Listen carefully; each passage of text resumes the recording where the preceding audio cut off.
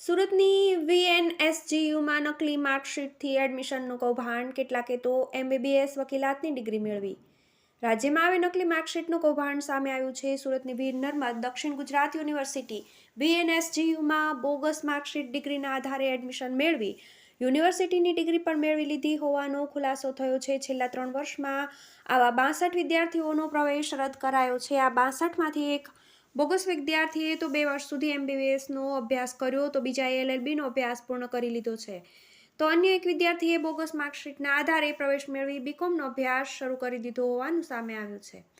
મળતી માહિતી અનુસાર વીર નર્મદ દક્ષિણ ગુજરાત યુનિવર્સિટી અન્ય રાજ્યોમાંથી પ્રવેશ લેનારા વિદ્યાર્થીઓની માર્કશીટનું ક્રોસ વેરિફિકેશન કરાવે છે, જેમાં આ સમગ્ર રેકેટ પકડાયું હતું. પકડાયેલી તમામ bogus marksheet Tamil Nadu, NIOS, Kerala, Rajasthan તથા મહારાષ્ટ્રની અલગ અલગ સંસ્થાઓની હતી. વીર નર્મદ દક્ષિણ ગુજરાત યુનિવર્સિટીમાં અને તેની સાથે સંકળાયેલી કોલેજોમાં દર વર્ષે 70,000 વિદ્યાર્થીઓએ એડમિશન લેતા હોય છે, જેમાંથી લગભગ 6 થી 7,000 વિદ્યાર્થીઓ અન્ય બોર્ડ કે યુનિવર્સિટીના હોય છે. ગુજરાત સેકન્ડરી બોર્ડ દ્વારા તેમના વિદ્યાર્થીઓની માહિતી પહેલાથી જ યુનિવર્સિટીને અપાતી હોય છે, તેથી એડમિશન વખતે જ તેઓનું વેરિફિકેશન થઈ જતું હોય છે. પરંતુ અન્ય રાજ્યના બોર્ડ કે યુનિવર્સિટીના વિદ્યાર્થીઓને એડમિશન આપ્યા બાદ તેઓની પહેલાના બોર્ડ કે યુનિવર્સિટી સાથે માર્કશીટનું વેરિફિકેશન કરવામાં આવતું હોય છે.